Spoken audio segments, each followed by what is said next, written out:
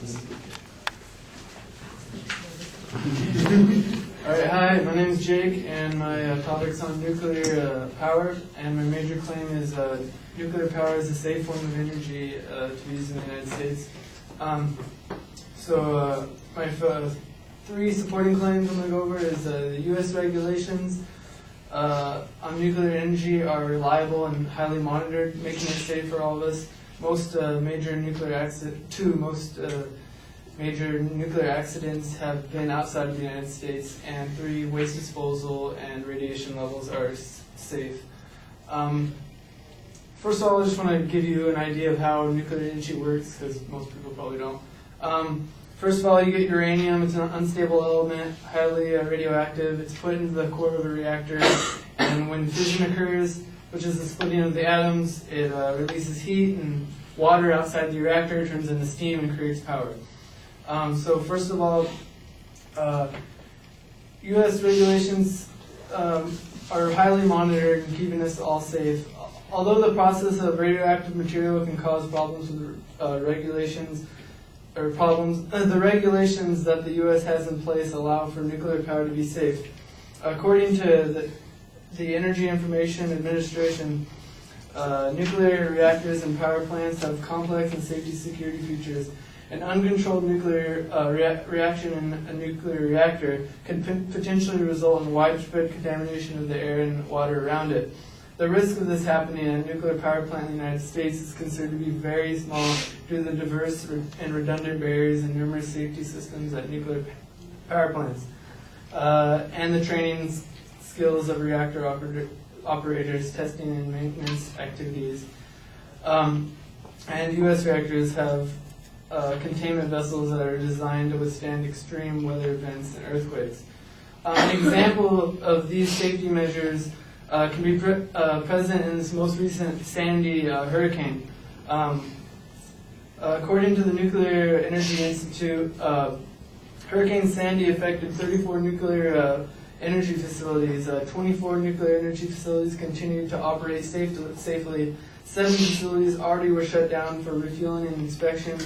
3 reactors safely shut down as designed because of the storm conditions, and no damage was reported to them, and they all continued to operate safely afterwards. Because of the U.S. High standards on regulation,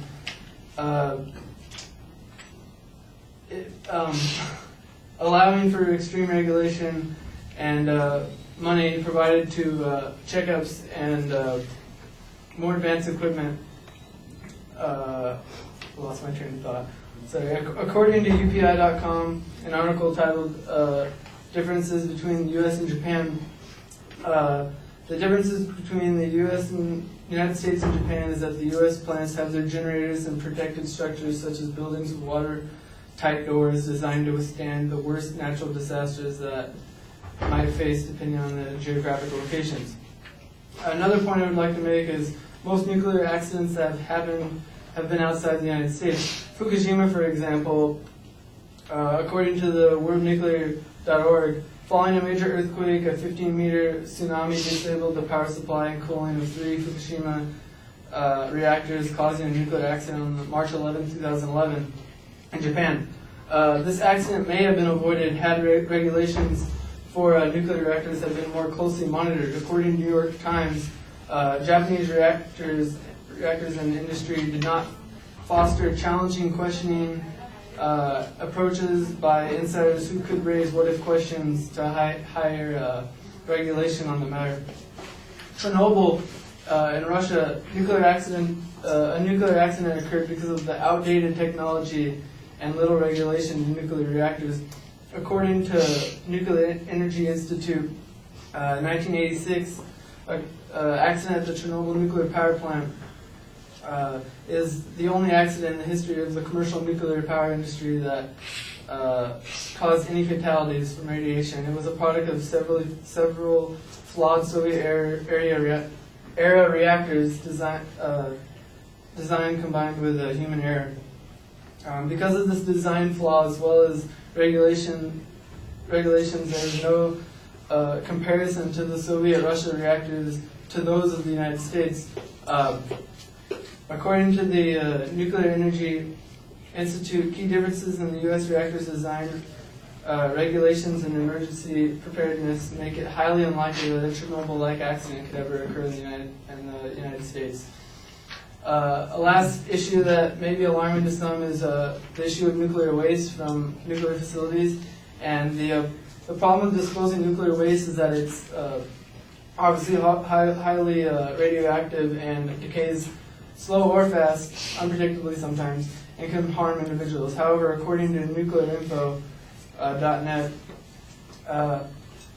once the SNF, spent nuclear fuel, has been removed from the nuclear reactor and is placed in an interim storage at a reactor site and put into water pools for nearly 20-40 years, the SNF ages the radioactivity, and the radioactivity decreases. Throughout this time, there's a great reduction in the heat and radioactivity, and this makes handling of nuclear material safer. One last point, according to worldnuclear.org, 85% of our radiation taken is from nature, and 14% is from medicine intake, and 1%, or the nuclear industry accounts for 1% of our total radiation intake, and that's why nuclear energy is safe to be used in the United States.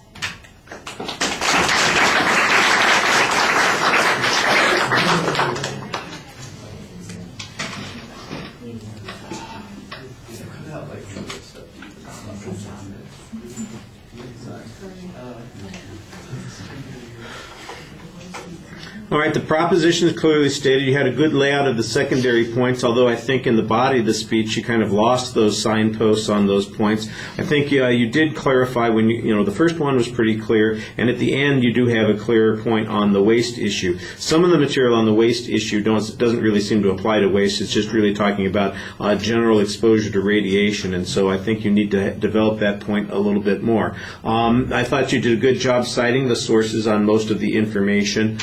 You do have a tendency to do a lot of reading, and I think that you need, that the data is good, but you need to be a little bit more practiced at the reading so that it comes across more effectively. I thought you did a nice job trying to argue that the examples of failures of nuclear power plants were atypical and not related to the power plants that we had in the U.S., and I thought that that was really the strongest part of your argument.